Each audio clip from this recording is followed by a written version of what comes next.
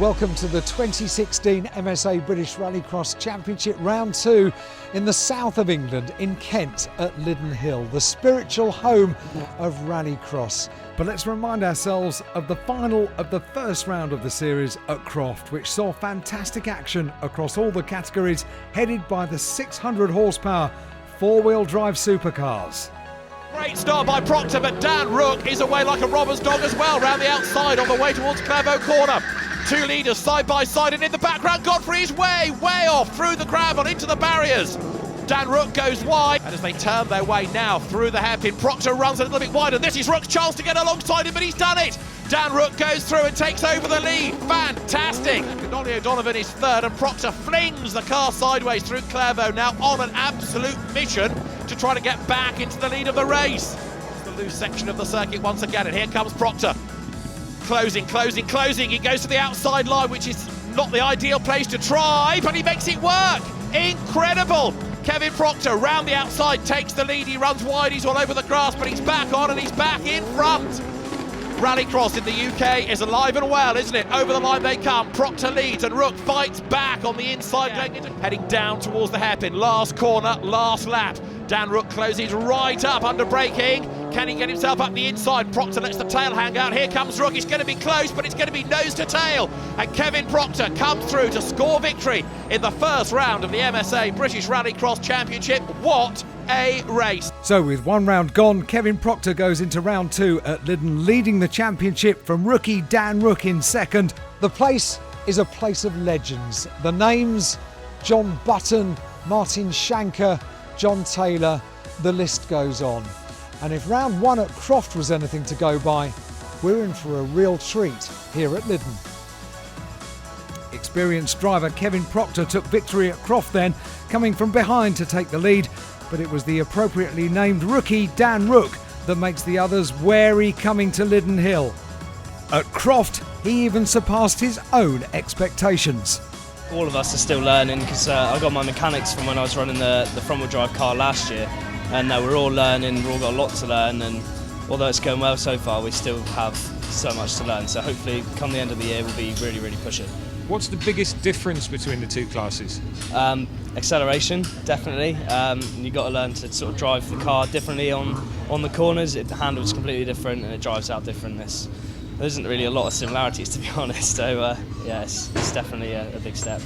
Credit to the young kid, you know, he's come out of Super Nationals, but he's up there with the big boys, and to be fair, he's done a fantastic job. Making his first appearance in the UK since 2012, World Championship driver Liam Duran drives the Citroën C4 he used to win the X Games gold medal in 2011. It's great to be back here and great to be driving this car again. It's so much fun to drive, so yeah, it's good. I'm here literally just to get the car out, you know, to get the car out and working for Dad when he raced it later on this year, so we'll see what happens. I'm not at all here for a result or to get points to the championship or anything like that, so I don't want to get in anyone's way, let's do it that way.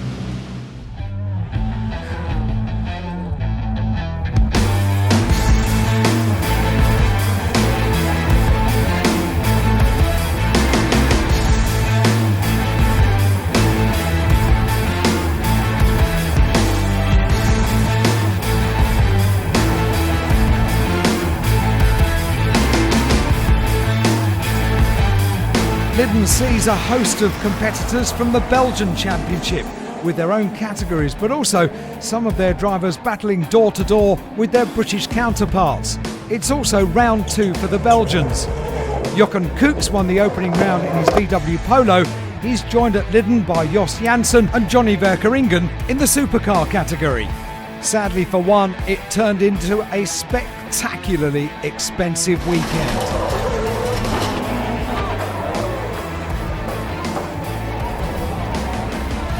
So despite the UK being battered by Hurricane Katie, Lidden appears to have missed the worst of the storms. There was wind, but there was also sunshine. Practice has been on Sunday with most of the racing bank holiday Monday. And I'm joined by my colleague and series commentator, David Addison. Things are a little different at Lidden compared to what we had at Croft, because we got here what is known as the Joker Lap.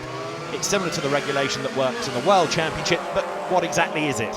Well, let's have a look. Let's pause here, because as you can see, drivers, as they head to the first corner, have a choice of going left or right. Go right, that's the conventional route. Left is the joker lap, and that's a longer lap, it's a slower lap, but everybody has to serve it once during the course of a race.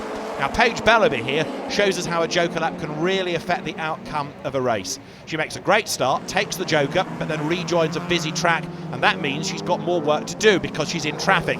She ends up third in that race. The idea is of the joker lap to shake up the order and prevent the guy starting from pole position, running off into the distance and dominating a race. Thanks, David. And what of Liddon Hill, a circuit largely unchanged from the very inception of the sport? Let's have a look at the lap of Liddon. On board with Dave Bellaby, blast away from the line and then down towards Chessons Drift. This is where you've got the choice of the joker lap to the left or stay on the conventional route, and you've got this long right-hander. The joker lap is 100 metres longer. From Chessons Drift, you rejoin the tarmac and then blast off down towards the Devil's Elbow. Down through the gears. Third gear, turn in, slither out a little bit wide, back on the power, lots of curb to use on the outside, foot to the boards, grab fourth gear, and then hard on the brakes, down to second, into the hairpin at the top of Harry Hill. You drop downhill, speed building all the time, fifth gear, down to fourth, turn in, and then you hit the loose again. This is where the car gets all unsettled, bounce your way through the chicane and back briefly onto the tarmac. Sunday saw supercars on track for the first time, and here's how qualifying one ended. Julian Godfrey topped the times from Dan the rookie, Proctor third, O'Donovan fourth. The second round of heats would generate plenty of action.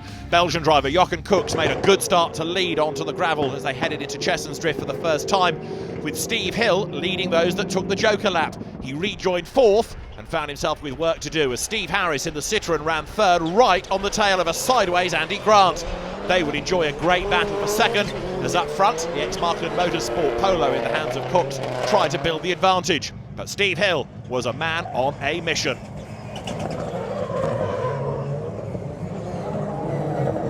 As Koeks tried to build the advantage, the battle raged on behind him, but it wasn't long before Steve Hill worked his way through into second place. He left the Grant-Harris battle raging on behind him, and Mark Flaherty, former double Liddon champion, joined the party as well.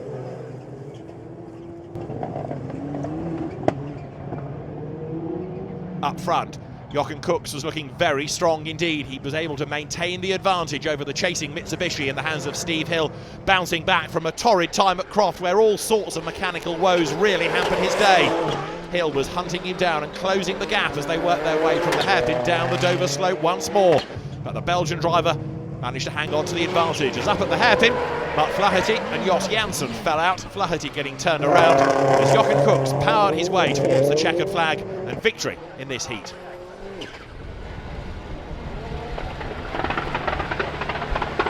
There was another Belgian worth watching in the next race as well for the supercars, as the Subaru of Johnny Verkeuringen started on pole position. But a great start from Liam Duran, as always, meant that he was going to be the man to beat, completely sideways as he headed downhill and hit the loose surface once more.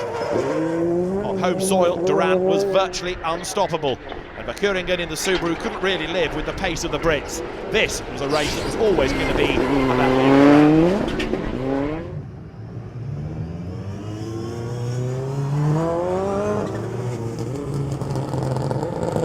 Next race promised to be an absolute stormer. 5 times a champion, Julian Godfrey would start on pole position, but the revelation of Croft, Dan Rook, was alongside him. Former champion Ollie O'Donovan was on the grid, and so too was Kevin Proctor, the man who came here as championship leader, having won at Croft.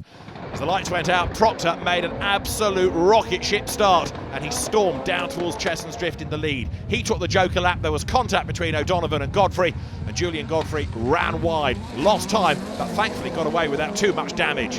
That put Double OD into the lead of the race, with a very fired up Julian Godfrey hunting him down.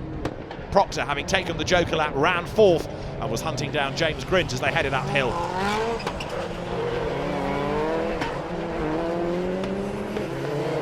Front, O'Donovan tried to build the lead as Dan Rook was busy trying to fend off Dave Bellaby. Godfrey, though, wanted to get back onto the tail of the uncompromising O'Donovan, who ran a little bit wide, heading downhill once more. From the chicane, back to the tarmac they came, but Godfrey was leaving nothing on the table as he brought down the lead gap, and Proctor eyed up a move on the inside of James Grint at the hairpin. There was contact, despite Proctor going right up onto the curbs and onto the grass, and as Proctor was delayed, Dan Rook made a bid to try to get up the inside as they headed downhill. The checkered flag came out, and he was denied the opportunity. It was another all-action race, reminding people why supercars are so spectacular. That was a very impressive lap there, didn't put a foot wrong. No, that was a good lap. We were obviously awake all night with this storm, so I didn't have to wake up. I was ready from go, you know. We got a good start. We had a good launch on Julian. I was a bit surprised. He left the door open 3 or 4 inches. It was enough to put my nose in, and from there on, it was just stayed in front. So Liam Duran showed his experience at the top. O'Donovan second ahead of Proctor, and rookie Dan Rook in fourth. Loads more action from Liddon Hill coming up. It's British Rallycross at Liddon Hill, a sign of things to come. Lots of bumps and scrapes coming up as we look at some of the other categories. Plenty of great racing, but inevitably there's always a few victims. But the support race finals to come. In the retros, the escort of Ray Morgan took the lead, chased down by the minis. The popular VW Beetle had suffered a bit during the day. But seeing these cars on track takes you back to the heyday here at Liddon Hill, when the likes of Tom Airy will be pedalling minis around the track here.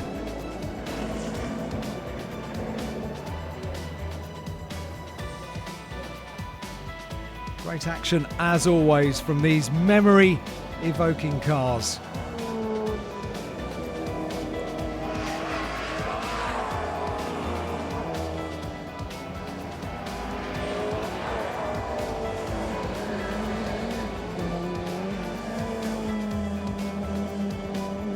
Morgan takes the checkered flag.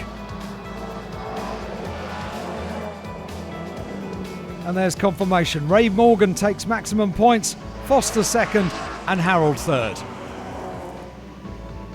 In the Swift Sports from pole, Simon Ovenden went into the lead, but not surprisingly in a one-mate category, there was drama at the very first corner.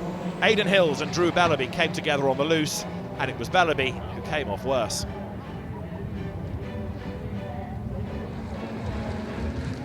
When the Joker laps unwound, the man in the lead was Nathan Heathcote. Behind him and chasing hard was Ovenden. But the gap just wasn't coming down enough, and it looked as though Heathcote was going to be on target for victory. Ovenden chased him hard in second, and it was Rob Maynard, a distant third.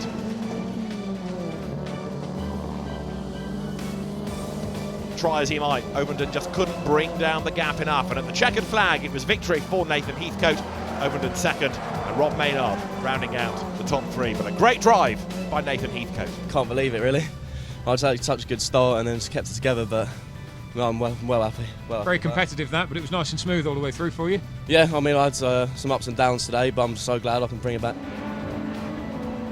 In Super 1600 there was a real mix of drivers from the British Championship and some of the visiting Belgians. Let's concentrate on the Brits, where Phil Chicken and Michael Boak were having a great battle between themselves. Indeed, they were the only Brits in this rather cosmopolitan field.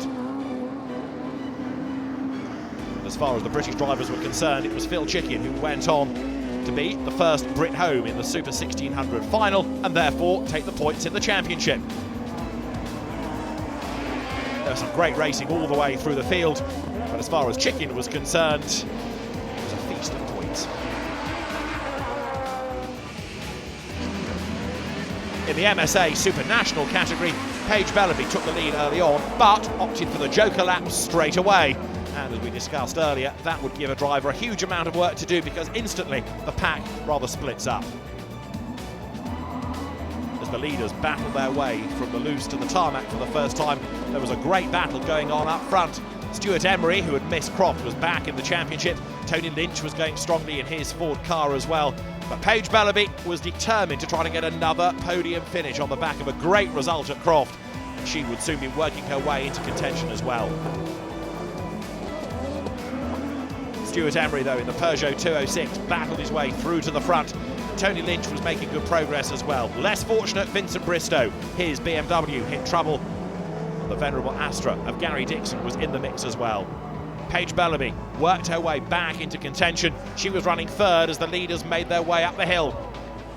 Tony Lynch managed to find his way into second place, but Stuart Emery was on target for victory. Lynch was second, and Paige Bellaby came through to take third after another very impressive drive. Confirmation of the win for Stuart Emery. Tony Lynch chasing him home, and the Lotus of Paige Bellamy in third. Right from the off, I had a quick word with Dad just before in the water the track, and I had slicks on the front, so it wouldn't have gone too well on the loose into the first corner, so I chose to go joker first and followed Tony Lynch in there, and I knew he wouldn't hold me up because you know, he's similar, he's the same speed type of car, and yeah, just from there I was it was full of adrenaline the whole time. It was a great race, one of the best of the weekend. Lots of adrenaline, but if you think these competitors take it easy on their weekends off, think again. Just a fortnight ago, they were on a private track promoting the sport of rallycross. We can't reveal, of course, the secret location, but we can give you a taster of what happens as we go behind the scenes of a rallycross advert.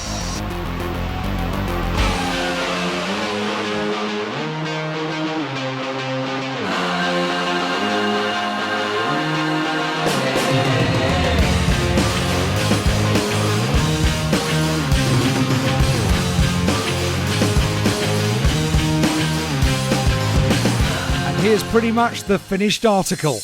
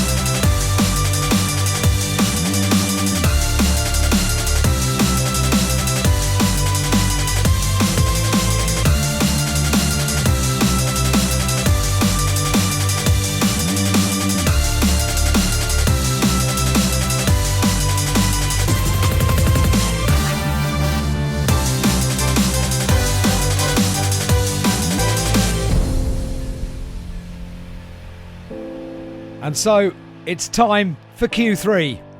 We're second on the row. Liam is on my right, he's going to be making a very good start. I also got Kevin on my left, so can't really make a call until we drop the clutch. It's going to be a very fine call for a joker on the main track. I don't want to be stay on the outside of the main track, obviously, so I'll just have to judge what Liam does. It'll be very hard to come around him, so I'm preparing to try and nip inside the back behind him, because I got Dan Rook on my shoulder, who will also be looking for the same gap, so it's going to be a very, very fine line. The third round of heats is go for the supercars. Great start by Kevin Proctor from the outside of the front row. He's going to do the joker lap. Ollie O'Donovan does not. He goes onto the regular route through Cheshunt's Drift. And Liam Duran it is who leads as they head up Harry Hill for the first time. Dan Rook runs third as they turn through the hairpin. End of the lap. Julian Godfrey's on a mission look in the Fiesta as he powers his way onto the tarmac. O'Donovan is the man ahead of him. That's the target. O'Donovan for the joker lap. Now is that going to give Julian Godfrey effectively a free ride to gain the position? Let's see. You lose so much time. There's a spin though, look in the middle of Cheshunt's Drift. And that's Duran. This is the replay. Onto the loose, looks across, and the world suddenly changes. Liam Duran then has spat himself to the back of the pack, and that's a sideways Godfrey. Bang! O'Donovan hits him. How much damage has that done for the reigning champions car? Let's see. There it is, heading up the hill. And it's all on the left front. He's sideways as the car tries to fall apart going into the hairpin. Replay on board with Godfrey. Sideways wallop. O'Donovan comes up the inside and crunch. Meantime, Kevin Proctor is the man in charge. O'Donovan is second. Dan Rook is third. You've got three of the top drivers in the supercar category in the MSA British Rallycross Championship, all now pitching for a win. And Rook and Proctor, you could argue, have unfinished business from Croft, where they had that great battle for honours in the final. And don't forget, we've still got the semi-finals and the final itself to come. But for now, it is a race win for Kevin Proctor. Ollie O'Donovan second and Dan Rook third at flag fall. And Liam Duran is still in the wars. He's had another off. The checkered flag waves and Liam Duran gets it in the right direction. The next heat was dominated by the Belgians. Just three competitors were in it, and from the off, The Subaru took the shorter gravel loop and the other two immediately started the longer Joker lap. Mark Flaherty was the sole UK representative.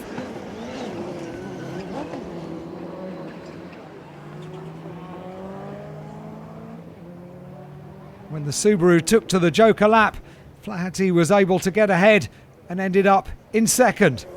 But of course on top as far as the Brits were concerned.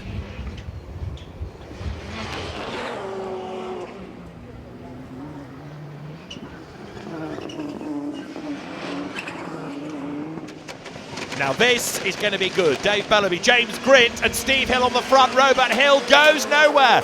Yet again, the Mitsubishi hits mechanical problems. The leaders hit the loose for the first time. That's Grint way out wide and sideways, and Bellaby is going to lead as they come back towards the tarmac. Out wide there, look goes Andy Grant in the Will Gollop Build X Andrew Jordan Ford Focus, but they're on the tarmac in a dust storm. Dave Bellaby leads the way. James Grint is there behind him. The two of them together coming out of the hairpin, and really wide in the background, that's Jack Thorne off the road. James Grint heads downhill and onto the loose, but the hugely experienced Dave Bellaby is getting away, and now the battle's on for second as Grant tries to do something about Grint. James Grint doing his level best to go after the race leaders now, cross the loose once again. But Dave Bellaby is just looking so strong up the road, isn't he? He's got years of experience. He's won in almost every class he's competed in Rallycross. Back a few seasons ago after quite a long absence, and this his first year in supercars. Dave Bellaby, another of those drivers based up near Croft, an experienced rallycrosser and quite a bit of single venue rallying experience, successfully so as well, and it looks as though he's going to be on for a race win here. Sprints through the chicane, back onto the tarmac, and Dave Bellaby building the advantage all the time. Now what's going on behind him? It's Andy Grant for second. It's Jack Thorne running in third place now as they work their way once more through the hairpin. Thorne, 2014 Super National Champion, bringing down the gap. Is he on for second place? It's flag time. It's going to be a race win for Dave Bellaby, but look behind him. Who's going to be second? It is just the Ford Focus. Andy Grant comes through ahead of a very sideways Jack Thorne, who bags third, and James Grint ends up down in fourth place. But Kevin Proctor it is who ends the third round of heats as the fastest. Plenty of action already from Liddon Hill, and we've got semi-finals for the supercars coming up. It's semi-final time for the supercars. Liam Duran should have been very much in the mix. Surprisingly, he is not. And Godfrey had work to do. The first semi-final is about to get underway here at Liddon, and Kevin Proctor is the man who will start it on pole position. Now this is how we look in terms of points scored across the three heats. So Proctor, Dan Rook and Julian Godfrey will make up row one for the first semi-final. James Grint and Jos Janssen are on row two. Jochen Cooks, Steve Harris and Johnny Verkeuringen will be on row three. And this has all the makings of being a very open race indeed, especially as you've got the Proctor and Rook rematch. Julian Godfrey missing from the outside of row one. He's not made it to the grid, but we are racing, and Rook straight away goes for the Joker lap. That gives Kevin Proctor the chance to try to build a lead. He's on the loose. He's got James Grint tucked up behind him. So you've got two races in one at the moment. Those that take the normal route, those that take the Joker lap. And look at Proctor trying to get away then. Down the Dover slope they go then now through the Devil's Elbow that takes them up Harry Hill towards the hairpin for the first time of asking. And Proctor is actually not getting away from James Grint, who locks up, and the car looks all nervous, and that's Steve Harris getting it wrong in the background. Harris arrives at the hairpin completely sideways. Has he made it through the corner? Not yet, he's not. So Proctor and Grint here trying to get away.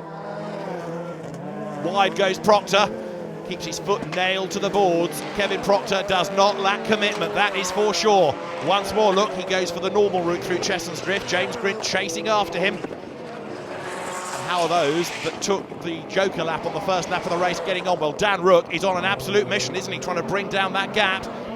It's going to be fascinating to see where Rook is relative to Proctor once the race leader serves his Joker lap. And James Grint there in the Albertech Peugeot looking a little bit nervous as he works his way once more through the Devil's Elbow and then uphill. Lyddon is a great circuit for Rallycross. It's the first venue we go to this year with that Joker Lap element to it, and it certainly is spicing up the racing, no question about it. Here's Proctor, race leader, trying to get away from the rest of them as he works his way across the loose section at the end of the lap once more. James Grint, though, look, he's being reeled in by the charging Devonian Dan Rook. Race leader and runner-up in the final at Croft. What can he do at Lyddon? Well, you've got to be in the top 4 in the semi-finals to make your way through to the final itself, and that is the one where all the attention is going to be. That's the race leader, Kevin Proctor then, one-time European round winner when he came through from the C final to win that, the B, the A, and ended up as a very, very happy man at the end of the day after a real battle to win it in the European Championship.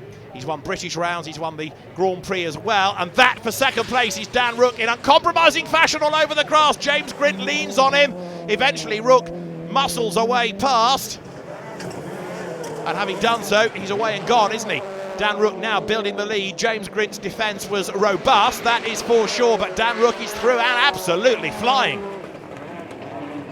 If we get Proctor and Rook together in the final, and the evidence suggests we will, it's going to be another battle royal between them. But up front, Kevin Proctor looks as though he's going to be very hard to stop in this. To tarmac again comes Dan Rook. Look at the way, having got himself up and past James Grint, he has been able to build that gap. And the margin widens once more as they head uphill, but there Rook locks up as he scrabbles his way into the corner. Dan Rook, the reigning Super National champion in the ex-Andreas Bakkerud car, comes downhill, chasing on behind him James Grint for Andy Scott's Albertech team. And James Grint, remember, in his first season of Rallycross at this level, giving yet another good account of himself as he did at Croft in the opening round. But Dan Rook also, of course, stepping up to supercars this year, and he too has acquitted himself very well indeed. And both of them are chasing a real master of the art in Kevin Proctor. Proctor it is, though, looking as though he's going to be able to hang on to the advantage. Dan Rook is chasing and closing. The gap is coming down, but we know how good Proctor is. The gap comes down yet further, heading up towards the hairpin. Dan Rook right on the tail of Kevin Proctor then. Two much-travelled drivers for their Rallycross across the course of the season. Kevin Proctor from up near Croft, Dan Rook from Devon, and as they work their way again across the loose, heading this time towards the timing line, they're absolutely nose to tail. Proctor it is still with the advantage as they go to the loose once again. Dan Rook can't find a gap, and they've even got traffic to think about now. Steve Harris, delayed early on with his dramas at the hairpin, has to get out of the way of the leaders, who are nose to tail. A really frustrated Steve Harris goes the lap down. So what can Dan Rook do now to find a way past the race leader Kevin Proctor? Uphill they go once more, the gap just ever so slightly increasing this time, but Rook is really good on the brakes. The nose of the car drops to the ground as he stands on the anchors, back on the power now. Downhill they come once more. Rook just runs a little bit wider, but come the end of the straight, yes, he's a fraction nearer once again. Checkered flag, it's going to be a win in the first semi-final for Kevin Proctor, but only just nose to tail. They work their way across the line, and the margin is not quite 4/10 of a second. Kevin Proctor the winner, Dan Rook second, and James Grint is going to come through sideways for third, and fourth will go the way, some way back, it must be said, of Johnny Verkeuringen with the Subaru. Steve Harris takes fifth, a lap down, with Jos Janssen not getting to the end, and Jochen Cooks and Julian Godfrey not even starting. We've had a false start in the second semi-final. They're going to have to re-grid and do it all over again. Ollie O'Donovan is the man on pole position. Dave Bellaby with him in the middle of the front row. Andy Grant on the outside of the front row. Steve Hill should have had Liam Duran for company, but half-shaft dramas have put Liam Duran out for the rest of the day. It's blast off, and a good start by Andy Grant. He's got his nose in front in the red Focus as they head down towards Chessons Drift. He peels off left towards the Joker lap, and that leaves Ollie O'Donovan then with Dave Bellaby almost alongside him for the race lead. And then Steve Hill, having overcome the transmission problems that really affected him so badly at Croft, he runs third. And then you've got the second wave of drivers, those that have just done the Joker lap, chasing after them. But Bellaby is virtually in the back seat of O'Donovan's Focus then. They're nose to tail, heading uphill. Double OD covers the inside line, and here comes Bellaby right round the outside. Surely that's not going to work. Oh, so close to working. What commitment from Dave Bellaby. He gets a face full of dirt for his trouble, but it oh so nearly paid off for him. And O'Donovan now knows he has got a huge fight on his hands here. way up over the curve goes Bellaby. Here it is in replay. Vision virtually non-existent because of all the mud thrown into his face. It looked worse from outside the car than in, didn't it? But have a look at this. The curb acts as a huge ramp.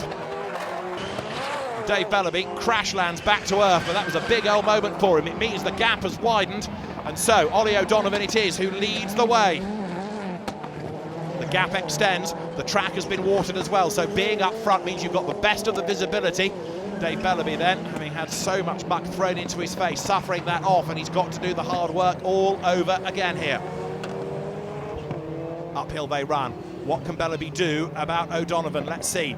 The gap is not suggesting that there's going to be a move on the cards for the next couple of laps at least, and that is a problem for Jack Thorne, who has ground to a halt. The yellow flag comes out. Thorne's car, I fear, is not going to be able to get going from wherever it's parked, and so drivers now are going to have to treat the road with a bit of caution. O'Donovan, though, is looking strong here. He wants not only to win this semi-final, but to try to do so in a quicker race time than that of Kevin Proctor in semi-final 1. Dave Bellaby heading for second place because the gap looking a bit too great. O'Donovan then, former champion, building the advantage. And Andy Grant, who was on the front row of the grid as well, remember, he's looking as though he could be on for a decent result out of all of this as well with the Will Gollop built Ford. Dave Bellaby then now turns his way through the hairpin, and Andy Grant is catching him, and the lead gap is opening up. I just wonder whether Bellaby has got a problem because the pace of the car is not as good as it was earlier on. Dave Bellaby's Fiesta is certainly falling away. O'Donovan this time goes for the Joker lap, so he goes on the conventional Linden race circuit route. Then there's a little chicane put in as well, which is a pretty tight one and a slow one.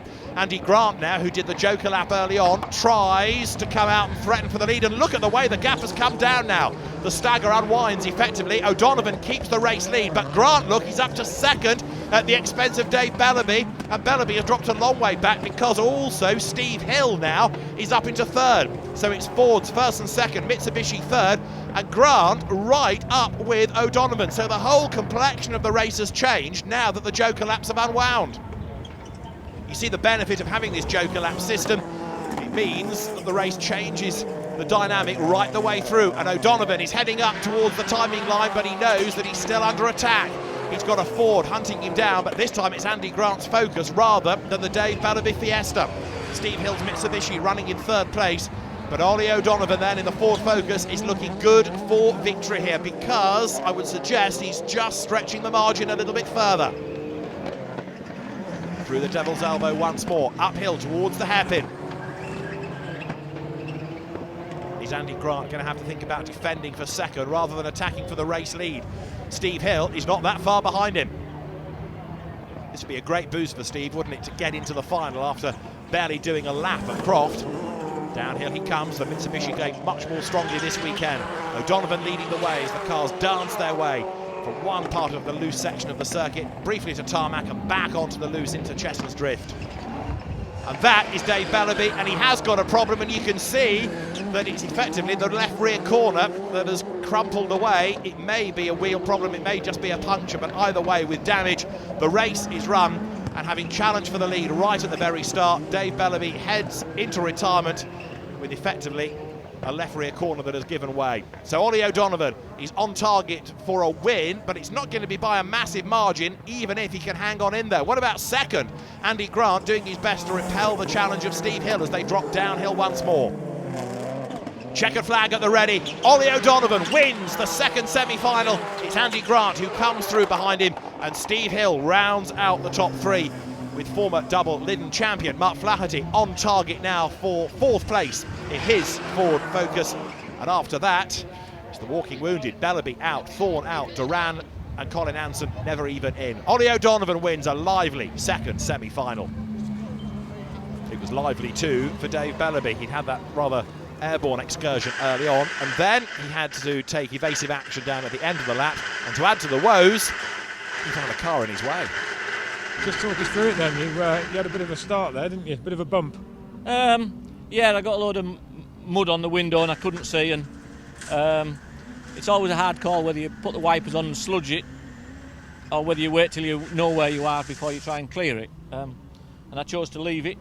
Maybe the wrong call, I don't know, but I couldn't see a thing, so I had to guess and kind of tried straight line it over the umps, and we got away with that bit. Liddon Hill for round 2, and a good look at the support races to the supercars. The MSA Juniors final was, as usual, a frantic battle. Evenly split at the start between who goes joker and who goes right and loose. Inevitably, these youngsters learning their racecraft have incidents aplenty. They're not full on the grid, but they still provide fantastic entertainment.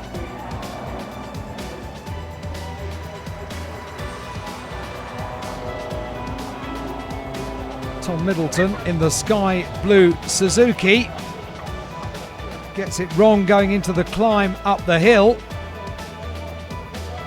and swipes Sam Jones, but he keeps it straight.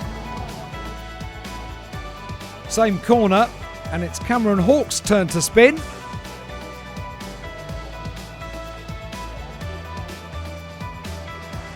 And Sam Jones goes on to claim maximum points.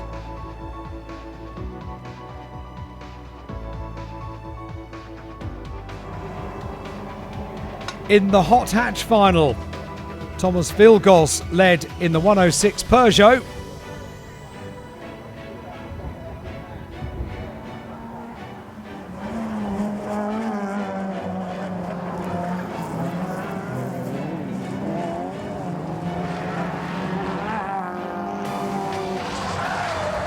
Michael Lebed spins, just avoiding the barrier. And good job from Robert Potira, chased hard by 81. That's Marias Melberg in his Peugeot, but it was smoking rather badly. Thomas was having a clean run right the way to the checkered flag. And there's confirmation of the result. And we did tell you that the 81 car didn't look awfully well. In the BMW Minis, David Bell on the outside went straight into the Joker lap. Though to be fair, there's no chance from his grid position he can avoid that choice. Early leader was Kiefer Hudson, but Chris Hewden was right up there as they came off the gravel and up the hill. It was all action at the hairpin and the bottom of the hill as well.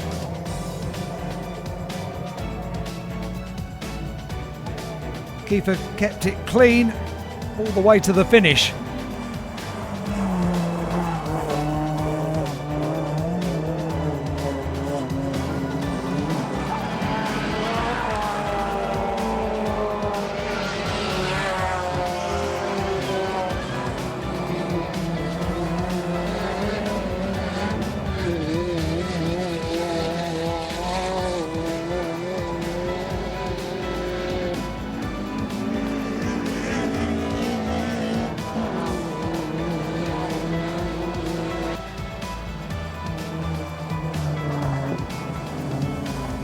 Kiefer kept it clean to the finish, almost lapping at the checkered flag.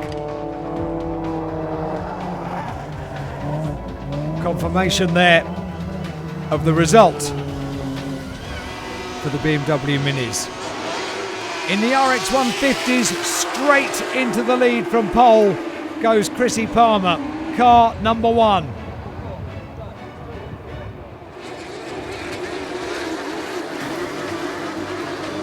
Despite hard battling from Yanis Valmanis, battling hard in the spectacular RX 150s, it was Chrissy Palmer that took the win. Here's confirmation, which brings us to the supercar final and David Addison. Kevin Proctor on pole for the supercar final. Ollie O'Donovan, Dan Rook on the front row. Andy Grant, Steve Hill on row 2 as we go racing. The back row is James Grint, Mark Flaherty and Johnny Verkeuringen, but on the run down towards Cheshunt's Drift, O'Donovan it is who leads the way and who has taken the Joker lap early on. Dan Rook is one of them. Kevin Proctor has dropped back though behind Double OD. You've got James Grint in the mix as well as they work their way onto the tarmac for the first time. O'Donovan it is who leads the way then. Now what's happened to Proctor, because as the cars turn their way through the Devil's Elbow for the first time, Kevin Proctor dropping out of that leading battle. It's O'Donovan who leads the way uphill for the first time, and this is Dan Rook's view. Dan was one of those that served the Joker lap right at the very start, and that's a sideways Andy Grant ahead of him. Steve Hill's view of the battle, he's trying to be part of it, and he can see on the inside Rook challenging as they head downhill. O'Donovan leading, Grint is second, and then it's Rook third, Grant fourth, and Hill is fifth. Off the road is James Grint, he's in the tyres, coming out of the chicane, a big moment at the end of the lap. Now can he rejoin from there? Yes he can, he hooks reverse, so O'Donovan it is who leads the way. Kevin Proctor, Croft winner in real strife, he's gone tumbling down the order, and so now Ollie O'Donovan is trying to build this lead as best he can. Don't forget that he's got to serve his Joker lap yet in this race. Dan Rook has already done his, so in real terms it's going to be Rook who is the man to watch to see where O'Donovan's Joker lap brings him back onto the circuit in relation to Dan Rook. Sideways wallop! For now, O'Donovan is on his own though, working his way across the loose through that chicane and then back onto the tarmac briefly just past the start and finish line. Mark Flaherty there makes a move up on the inside of Andy Grant. That gives him a place. Flaherty bounces his way back onto the tarmac, and in fact Johnny Verkeuringen through as well, and that is Kevin Proctor with lots of damage. It looks as though the championship leader, the Croft winner, ain't going to get to the end of this race, as O'Donovan is being reeled in now by a charging Dan Rook. Now has O'Donovan got a problem? Because think of the lead he did have, look at the lead he's got now. Where has all the time gone? We know that Dan Rook is a real star, but the gap has come right down, suggesting that maybe all is not well with the race-leading car. O'Donovan turns his way once again onto the loose.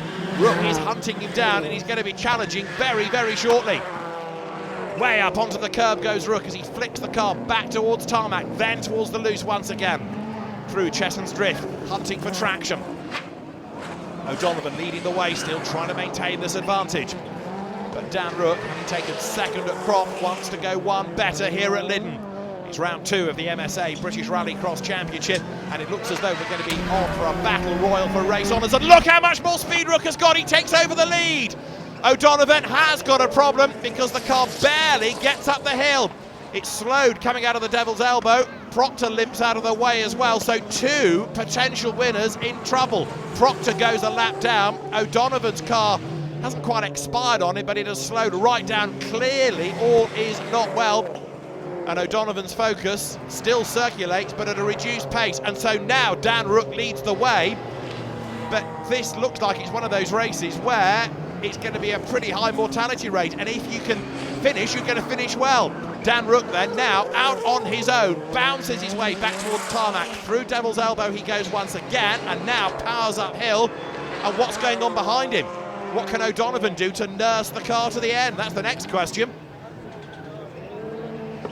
Andy Grant's also gone tumbling down the order. Grant's had problems with the Ford Focus. Remember, he was wide heading into this corner a couple of laps back, and he's not really been able to recover from that. So, understeering his way through the right-hander, Dan Rook it is who leads the way, and he's absolutely out on his own, isn't he?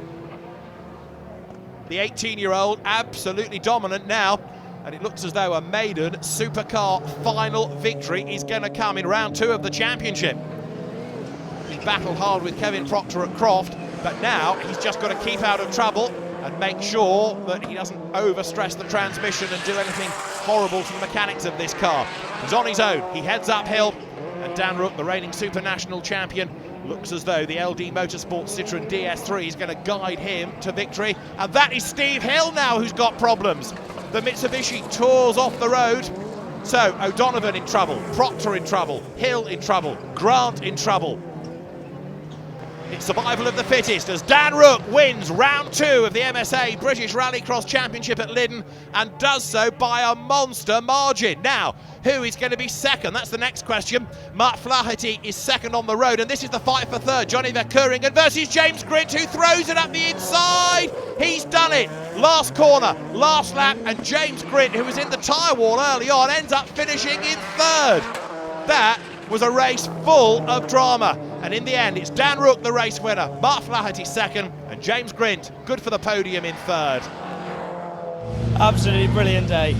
We wanted to fight for the podium, but we knew it'd be a tough fight, but everyone seemed to break down, so I would have liked a bit more of a race, to be fair, but in the end we still managed to come out on top, so really, really happy. Yeah, I'm really quite pleased with that because we've had a pretty shocking weekend, to be honest. Engine troubles all weekend, gearbox problems and an alternator, but it's come good in the final, and we kept our head down and, you know, never give up.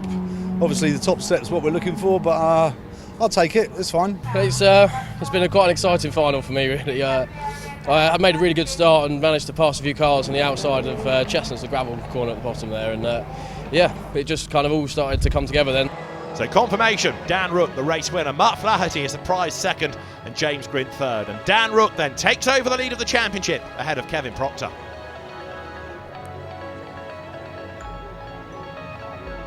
Another action-packed meeting. Join us Maybank holiday weekend, where we'll be in Wales at Pembrey for rounds 3 and 4. You're still smiling? Yeah, we're smiling. We're very disappointed for the team, for everybody. We worked very hard, you know. We're trying to get this car on top form for Guy Martin for later in the year, you know. And I'm sure he won't be disappointed with the car, but we just want to get a really good finish for him, you know.